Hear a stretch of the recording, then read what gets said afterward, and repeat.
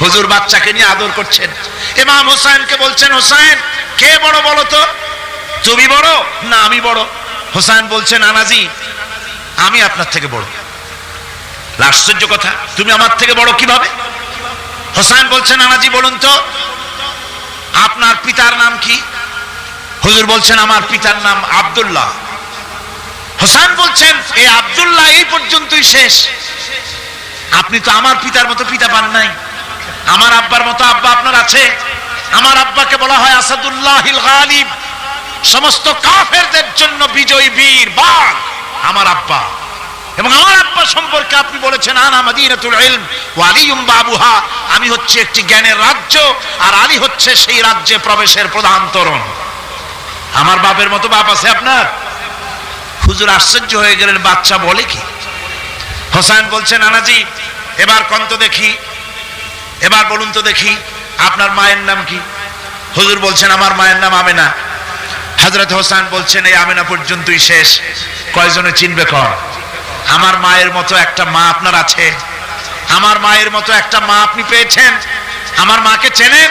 আমার মা হচ্ছেন জান্নাতের সাইয়্যিদাতুন নিসা, জান্নাতের সমস্ত মহিলাদের সরদারিনী আমার মা ফাতিমাতুজ জাহরা রাদিয়াল্লাহু তাআলা আনহা।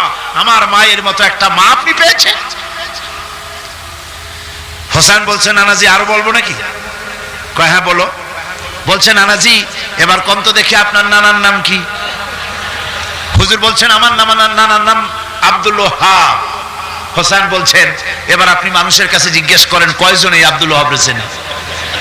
আপনি কি আমার নানার মতো একটা নানা পেয়েছেন? আমার নানাকে আপনি জানেন? আমার নানা সাইয়্যিদুল মুরসালিন আশরাফুল আম্বিয়া রাহমাতুল লিল আলামিন বিশ্বনবী জনাবে মুহাম্মদ রাসূলুল্লাহ সাল্লাল্লাহু আলাইহি ওয়াসাল্লাম। রাসূল করিম সাল্লাল্লাহু আলাইহি ওয়াসাল্লাম হোসেনকে বুকের সাথে জড়িয়ে ধরে হোসেনের ঠোঁটের উপরে, তার চিবুকের উপরে, তার গণ্ডদেশে, তার কপলে বারবার চুমু খেতে লাগলেন আর বললেন, নানা আমি আজকে তোমার সামনে হেরে গেলাম। সুবহানাল্লাহি ওয়া বিহামদিহি। কি আদর করতেন তিনি বাচ্চাদেরকে। রাসূলুল্লাহ রাস্তা দিয়ে যেতেন আর বাচ্চারা খেলাধুলা ছেড়ে রাসূলের কাছে ছুটে আসতো। একবার তো রাসূলুল্লাহ একটা বাচ্চার মাথায় হাত বুলিয়ে খেলা ছেড়ে দিয়ে ছুটে আসছে। হুজুর তাকে জিজ্ঞেস করলেন, তোমার সাথে যে পাখিটা থাকতো সেই লাল পাখিটা কই? ছেলে তো কেঁদে ফেললো। ছেলে বলে ফেললো যে আপনি বিশ্বনবী, আমি একটা ছোট্ট মানুষ, আমার পাখির খবর আপনি রাখেন। সুবহানাল্লাহি ওয়া বিহামদিহি। রাসূলুল্লাহ তার চরিত্র দিয়ে মানুষকে জয় করেছিলেন, মহব্বত দিয়ে। তরবারি দিয়ে ইসলাম প্রতিষ্ঠিত হয় নাই, ইসলাম এসেছে মহব্বত দিয়ে, উদারতা দিয়ে, ভালোবাসা দিয়ে। তরবারি দিয়ে ইসলাম বিজয় হয় নাই পৃথিবীর বুকে। হুসাইন একবার বিশ্বনবীরে প্রশ্ন করলেন, নানা মানিল আমজাদ ইলাল্লাহ, বলেন তো নানা আল্লাহর কাছে কে বেশি দামি, আপনি নাকি আমি? বিশ্বনবী বললেন, হুসাইন আনাল আমজাদ, আমি বেশি দামি। হুসাইন বলল, নানাজি আমি মানি না, আনালা ওয়াফিক, আমি মানি না নানা। কেমন করে আপনি আমার চাইতে বেশি দামি হন? আপনার চাইতে আমি বেশি দামি। বিশ্বনবী বললেন, হুসাইন আমি হলাম নবীদের নবী, আখির নবী, বিশ্ব নবী, আর তুমি হলা আমার উম্মত, তোমার চাইতে আমি বেশি দামি। হুসাইন বলে, নানাজি আপনি ভুল বললেন, আপনার চাইতে আমি হুসাইন বেশি দামি। সুবহানাল্লাহ কইবেন না? বিষ্ণু বললেন, কাইফা যালিক, কেমন করে এটা? হুসাইন বলল, নানাজি তাহলে বলেন তো আপনার আব্বার নাম কি? বিশ্বনবী বললেন, আমার আব্বার নাম হলো আব্দুল্লাহ। কি নাম? হুসাইন বলেন, আনা খালি আব্দুল্লাহ, লাইসা ক্বাবলাহু ওয়ালা বা'দাহু শাই। খালি আব্দুল্লাহ, সামনেও কোনো টাইটেল নাই, পিছনেও কোনো টাইটেল নাই। আমার আব্বার নাম আপনি জানেন নাকি? আমার আব্বা হলো শেরে খোদা, দুনিয়ার সব কাফির মুশরিকদের জন্য আল্লাহ আমার আব্বারে বাঘ বানিয়ে পাঠিয়েছে। আমার আব্বা সাধারণ কোনো মানুষ নয়, বিশ্বনবীর মেয়ের জামাই। আল্লাহু আকবার।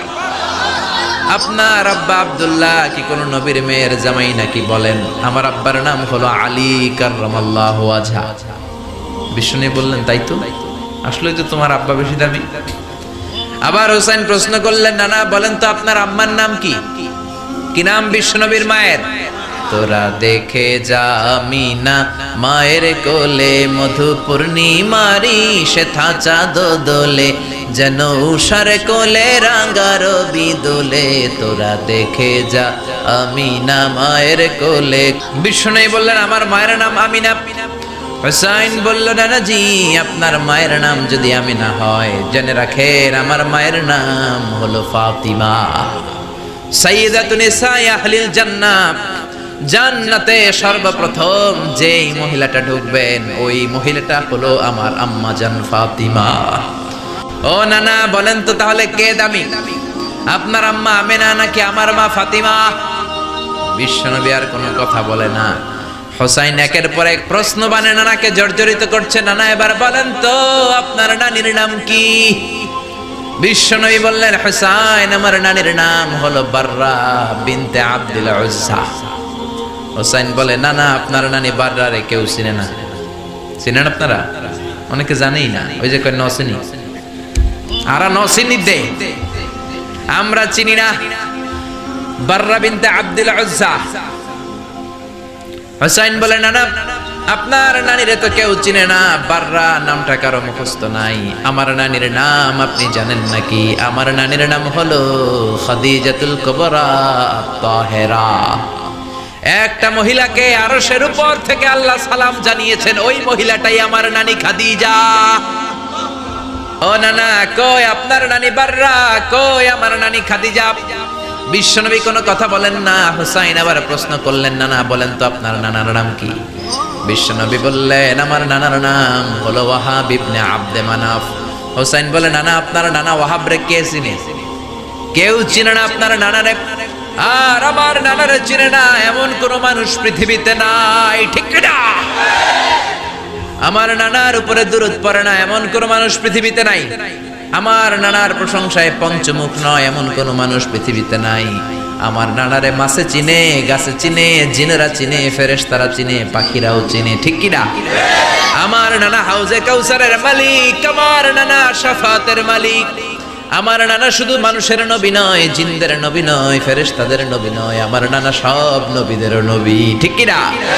আমার নানার নাম হলো পড়েন মুহাম্মাদুর রাসূলুল্লাহ সাল্লাল্লাহু আলাইহি ওয়াসাল্লাম। এই হলো আমার নানা। এবার বলেন কে দামি? বিশ্বনবী আর ধৈর্য ধারণ করতে পারেন না, ধা ধা করে চোখের পানিগুলো ছেড়ে হোসেনকে বুকের মধ্যে জড়িয়ে ধরেন আর বলেন হোসেন তুমি ঠিকই বলেছো, আজকের তর্ক বিতর্কে আমি নবী হেরে গেলাম, তুমি জিতে গেলা। আসলে আমি নবীর চাইতে তোমার দাম আল্লাহর কাছে কোটি কোটি গুণ বেশি। কোন সুবহানাল্লাহ। আরো জোরে পড়েন আল্লাহু আকবার। কোন বাচ্চা প্রশ্ন করলে রাসূল বিরক্ত হতেন না। কোন একদিন দিনের বেলা আমার রাসূল মসজিদ নববীর ভিতরে সাহাবা কেরামকে নিয়ে বর্ণনা করছেন, হাদিস বর্ণনা করছেন। এমন সময় দরজায় দাঁড়ায় আছেন একজন সাহাবী।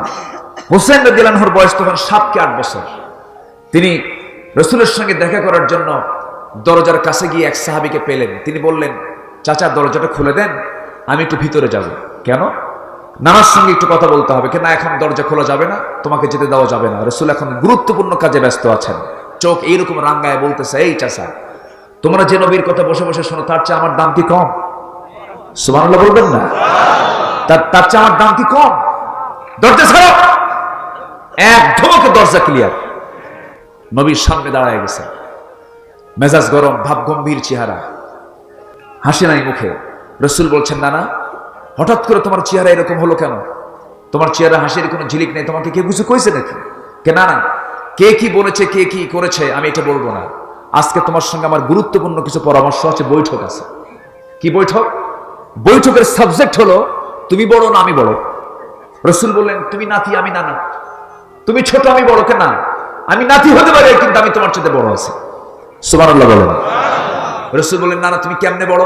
কি কেমনে বড় এটার জবাব দেবো আমি, তোমাকে একা জবাব দেবো না। তোমার যত সাহাবী আছে সবগুলো ডাকো। সুবহানাল্লাহ বলবেন না? সবাইকে ডাকলেন। ডাকার পর রাসূল বলছেন, নানা কি প্রশ্ন করবে বলো। কেন? না আমি তোমার সঙ্গে যখন নীরবে নিরিবিলি যখন গল্প করি তখন আমি কোথায় বসি বলো তো? তুমি আমার বুকের উপরে বসো। ঠিক আছে, তুমি শুয়ে পড়ো। রাসূল শুয়ে পড়লেন।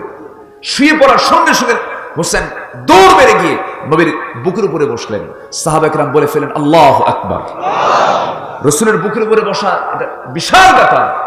বুকের উপরে বসে বলছেন না না, আমি তোমাকে আজকে বেশি প্রশ্ন করব না, আমি যে তোমার চেয়ে বড় একটু বোঝানোর জন্য অনলি 3টে প্রশ্ন করব। কি প্রশ্ন না না বলো তুমি? নাম্বার 1 প্রশ্ন, না না আপনি বলেন তো, তুমি বলো তো তোমার আব্বাটা কি? আমার আব্বা আব্দুল্লাহ, বাড়ি কোথায়? মক্কায়। কোন বংশ? সূরার নাম কি? কুরাইশ বংশ, শ্রেষ্ঠ বংশ। ঠিক আছে না না মানলাম, কিন্তু আপনার বাবা এছাড়া আর কোন গুণ আছে? আর কোন কথা আছে? না। এবার তিনি বলছেন না না শোনো, তোমার বাবার নাম আব্দুল্লাহ, মক্কায় তার বাড়ি, কুরাইশ বংশ তার বংশের নাম, এতটুকুই তার পরিচয়টা শেষ। আর আমার বাবার পরিচয়টা হলো, আমার বাবাকে তুমি বলেছ, আমার বাবার জন্য তুমি দোয়া করেছ আল্লাহ আলীর জন্য শীতকাল এবং গ্রীষ্মকাল তুমি সমান বানায় দাও, তার গায়ে যেন শীত না লাগে গরমও না লাগে। তুমি আমার বাবাকে এত ভালোবাসা উপহার দিয়েছ, এবং আল্লাহ যাকে খেতাব দিয়েছেন আসাদুল্লাহুল গালিব, দিগ্বিজয়ী বীর আলী রাদিয়াল্লাহু তাআলা আনহু, আমার বাবা আলীকে এক পাল্লায় দিয়ে দেন, আপনার বাবা আব্দুল্লাহকে এক পাল্লায় দিয়ে দেন। আল্লাহর কসম করে বলি আমার বাবার ওজনটা আপনার বাবার চাইতে ভারী হয়ে যাবে। আমার নবীজি মুস্কি মুস্কি হাসি দিচ্ছেন, সাহাবায়ে কেরাম আশ্চর্য হয়ে যাচ্ছেন, আহারে ছোট্ট বাচ্চার মুখ থেকে কি চমক চমক কথা বের হচ্ছে। এবার বলছেন না না আপনি বলুন তো আপনার মার নামটা কি? আমার মার নাম হলো আমেনা, বাড়ি তার কোথায়? মদিনায়। কি এমন তার পরিচয় আছে জগৎ জোড়া, তার কি এমন পরিচিতি আছে? না না আপনার মার তো এতটুকুই শেষ, এর চাইতে বড় কিছু আর পরিচয় দেবার কোনো রাস্তা নাই। কিন্তু আপনি তো জানেন আমার মার পরিচয়টা কি? যে মাকে আপনি একদিন না দেখলে অবস্থা খারাপ হয়ে যায় আপনার দেহের টুকরা, কলিজার টুকরা। ওই ফাতিমা রাদিয়াল্লাহু তাআলা আনহাকে আল্লাহ রাব্বুল আলামিন সমস্ত মুমিনা নারীদের সর্দারিনীর খেতাব দান করেছেন। আমার মা ফাতিমাকে এক পাল্লায় দিয়ে দেন, আপনার মা আমিনাকে এক পাল্লায় দিয়ে দেন। আল্লাহর কসম করে বলি আপনার মার চাইতে আমার মার ওজনটা ভারী হয়ে যাবে। রাসূল করিম সাল্লাল্লাহু আলাইহি ওয়াসাল্লাম সেই সময় আবেগাপ্লুত হয়ে পড়লেন, নাতিকে নিয়ে চুমু খাচ্ছেন, আদর করছেন, স্নেহ করছেন, আর বলছেন না না রে আর কি প্রশ্ন করবি বল, শেষ প্রশ্ন কি তোর বলে ফেল। এবার বলছেন না না নাম্বার 3 প্রশ্ন হলো আপনি বলুন তো আপনার নানার নামটা কি? আমার নবীজি কাঁদেন আর বলেন না না রে আমার নানার নাম হলো ওয়াহাব জোহরি, বাড়ি তার কোথায়? বাড়ি তার হলো মদিনায়। তিনি কি করতেন? একজন ব্যবসায়ী ছিলেন, এতটুকুই তার পরিচয় শেষ, আগেও তেমন কিছু নাই, পরেও তেমন কিছু নাই। আর আপনি কি জানেন আমার নানার নামটা কি? যার প্রশংসা শুরু হবে কিন্তু শেষ হবে না। ওয়া ইন্নাকা লাআলা খুলুকিন আযীম, আমার নানা হলেন সর্বকালের সর্বযুগের সর্বশ্রেষ্ঠ মহামানব, যার সম্মান আল্লাহর পরে আখিরের জামানার পয়গম্বর জনাবে মুহাম্মদ রাসূলুল্লাহ সাল্লাল্লাহু আলাইহি সাল্লাম। আমার নানাকে এক পাল্লায় দিয়ে দেন, আপনার নানাকে এক পাল্লায় দিয়ে দেন। আল্লাহর কসম করে বলি আমার নানার ওজনটাই বেশি বেশি ভারী হয়ে যাবে। আমার নবীজি দারুণ খুশি হয়ে গেলেন, শিশুকে চুম্বন করলেন, নাতিকে চুম্বন করে বলছেন ও আমার নাতি হোসাইন, আজকে আমি নবী হওয়ার পর কথার যুক্তিতে আমি তোর কাছে হেরে গেলাম। নানা কি নানা ছিলেন, কি শিশু প্রিয় নবী ছিলেন, জোরে বলে সুবহানাল্লাহ। সেই রাসূলকে তোমরা গালি দাও, সেই রাসূলকে নিয়ে তোমার বাজেয়াপ্তি করো, সময় আসুক জনগণ তোদের কাবাবার সালাত বলায়া ছাড়বে একদিন, ঠিক কি না? তিনি কি ছিলেন না? প্রতিটি আদর্শের বাস্তব প্রতীক ছিলেন মুহাম্মদুর রাসূলুল্লাহ সাল্লাল্লাহু আলাইহি ওয়াসাল্লাম। কি ছিলেন না তিনি? ঘরে ঢুকতেন স্বামী হয়ে যেতেন। মায়েশা বলেন রাসূল আমার ঘরে ফার্নিচার দেন নাই, ঘর ভরা কোনো ফার্নিচার ছিল না, আমার গায়ে কোনো অর্নামেন্টস ছিল না, কিন্তু নবীজির মুস্কি হাসি আর মোহাব্বত দিয়ে আমার ঘরটা ভরা ছিল। আর আজকে ঘর ঘর ফার্নিচার, মোহাব্বত নাই, মোহাব্বত সব বটতলায়, ঠিক কিনা? মোহাব্বত সব কোথায়? বটতলায়, গাছতলায়। কিন্তু মোহাব্বত থাকতে হবে বটতলায় না ঘরে? মোহাব্বত থাকতে হবে কোথায়? ঘরে থাকতে হবে মোহাব্বত। সম্মানিত ভাইয়েরা, সম্মানিত উপস্থিতি, রাত তো অনেক হয়ে যাচ্ছে, কি করব বলেন? আলোচনা চালিয়ে যাব, জোরে বলি ইনশাআল্লাহ, আরো জোরে ইনশাআল্লাহ। রসুলকে আমার দেশের নাস্তিকরাও গালি দেয়, এতগুলো বিয়ে করলো কেন? আচ্ছা, রসুল বিয়ে করেছেন তার নিজের ইচ্ছায় না আল্লাহর ইচ্ছায়? আর কোনো প্রশ্ন করা যাবে এই জায়গায়? আর কোনো প্রশ্ন করা যাবে? রসুল যে বিয়েগুলো করেছেন সেই বিয়ের ইঙ্গিত ছিল কার? ফাকালা যাইদুম মিনহা, যায়েদ রাদিয়াল্লাহু তাআলা আনহুর স্ত্রী ছিলেন আমার নবীজির ফুফাতো বোন। রসুল নিজে ঘটক হয়ে তার বিয়ে দিলেন। বিয়ের পর পরিমাণাট হলো না, তালাক হয়ে গেল। সেই তালাক প্রাপ্তা তার ফুফাতো বোনকে যখন ফয়সালা হয়ে এলো তার বাড়িতে নেওয়ার জন্য, আল্লাহ ফয়সালা দিলেন, হে রাসূল আপনি যায়েনবকে বিয়ে করুন।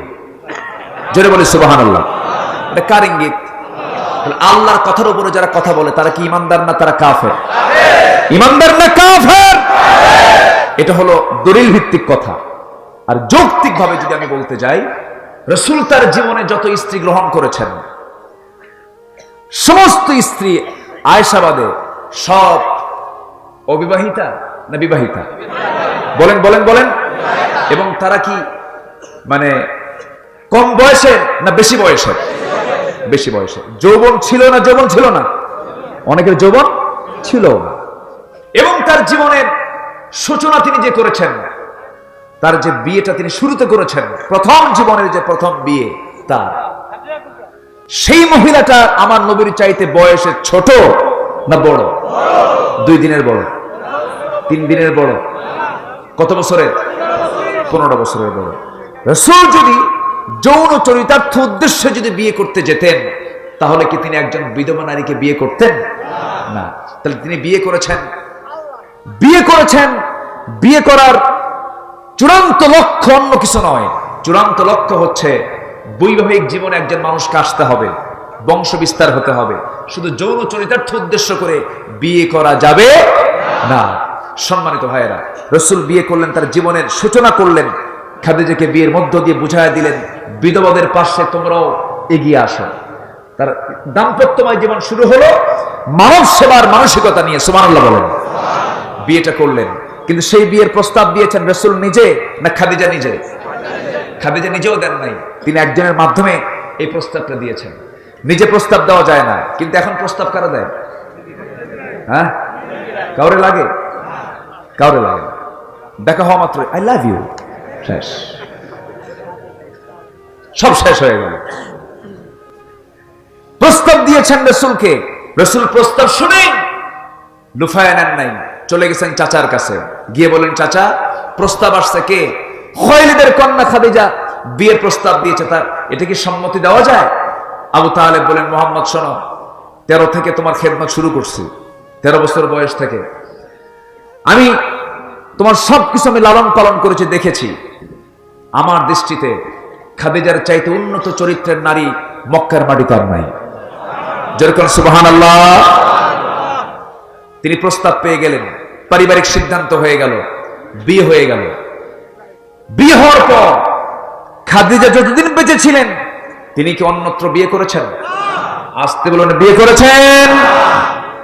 মাঝে মাঝে আমার নবীজি কেঁদে কেঁদে বলতেন, সাহাবীরা আমার এমন কোন দোয়া নাই যে দোয়ায় খাদিজার নামটা বাদ পড়ে যায়। আমার খাদিজা যদি আমার জীবনের শেষ সময় পর্যন্ত থেকে যেত, আমার মনে হয় আমার আল্লাহ তাআলা বিয়ের জন্য কোনো অর্ডার দিতেন না। আমার খাদিজা, আমি খাদিজাকে দারুণ ভালোবাসি। রাসূল খাদিজাকে এত বেশি ভালোবাসতেন, আমার নবীজি মাঝে মাঝে দোয়া করতেন, তার স্মৃতিচারণ করতেন, তার কথা বললে তার কথাগুলো মনোযোগ সহকারে শুনতেন। সেই খাদিজা রাদিয়াল্লাহু তাআলা আনহাকে তিনি বিয়ে করলেন। সমস্ত সন্তানগুলো তার গর্ভে এসেছিল। ফাতিমার জন্ম তার পেটে, কুলসুমের জন্ম তার পেটে, রুকাইয়া রাদিয়াল্লাহু আনহার জন্ম তার পেটে, যায়েনব বিনতে মুহাম্মদ সাল্লাল্লাহু আলাইহি ওয়াসাল্লামের জন্ম তার গর্ভে এসেছে। এবং বাকি যে ছেলের সন্তানগুলো জন্ম নিয়েছেন সবগুলো তার গর্ভে এসেছে। আমার নবীজি বিয়ে করেছেন শুরুতে, খাদিজাকে বিয়ে করে বুঝাই দিলেন, ও দুনিয়ার মুসলমান তোমরা জেনে রেখে দিও, তোমরা বুঝে রেখে দিও, আমার বিয়ের উদ্দেশ্য কিন্তু যৌন চরিতার্থ নয়। কিন্তু আজকে না জেনে না বুঝে কিছু নাস্তিক চেতনার লোকগুলো রাসূলকে জিনাকার মুহাম্মদ বলতেছে। সময় সুযোগ আসুক তোদেরকে আমরা সুযোগ পাইলে ছাড়বো না। ঠিক কিনা? কোন আদর্শের দিকে তোমরা তোমাদের নেগেটিভ দৃষ্টিভঙ্গি দাও? যার চারিত্রিক সনদ পৃথিবীর কেউ দেয় নাই, চারিত্রিক সনদ দিয়েছেন কে? আসতে বলবেন না কে? আল্লাহ পাক দিয়েছেন চারিত্রিক সনদ। পৃথিবীর কোন একাডেমি দেয় নাই। এখন না হয় নোবেল একাডেমি সুদখোররে না হয় নোবেল পুরস্কার দেয়, আছে না নাই? যে যত বড় সুদখোর তার জন্য পুরস্কার আছে। চোর বাটপারদের পুরস্কার দেয়, মানবতা ধ্বংসকারীকে তার পুরস্কার দেয়। কিন্তু আমার রাসূলকে পুরস্কার দিয়েছেন কে? আসতে বলুন, কে পুরস্কার দিয়েছেন? আল্লাহ পুরস্কার দিয়েছেন। আবু জেহেল কালিমার অনুসরণ করতে পারল না, আবু লাহাব পারল না, এরপরে আমার নবীজির আপনজন আবু তালেব পারল না। এজন্য আমরা হেদায়েত চাইবো কার কাছে এবং আমরা ইবাদত করে যাব কার? আসতে বলবেন না, কার ইবাদত করব আমরা? আল্লাহ বলছেন শোনো, এই ইবাদত যদি করতে পারো 5টা পুরস্কার আমি তোমাদেরকে দেব। আল্লাহ রাব্বুল আলামিন বলছেন الذي أطعمهم من جوع وآمنهم من خوف। সেই 5টি পুরস্কার হলো তোমাদের জন্য অন্ন, বস্ত্র, শিক্ষা, বাসস্থান, চিকিৎসা। এই যে মৌলিক যে 5টা চাহিদা, এই 5 চাহিদা পূরণ হয়ে যাবে শুধুমাত্র কেবলমাত্র তোমাকে একমাত্র ঘোষণা দিতে হবে যে আমি কারো আইন মানি না, কারো বিধান মানি না, কারো দাসত্ব মানি না, একমাত্র বিধান মানে আইন মেনে চলি কার? আসতে বলবেন না, কার? কার আইন মানি আমরা? আল্লাহর আইন মানি। এই হোক আমাদের সিদ্ধান্ত। আল্লাহ তুমি সবাইকে কবুল করে নাও। জোরে বলি আল্লাহুম্মা আমিন।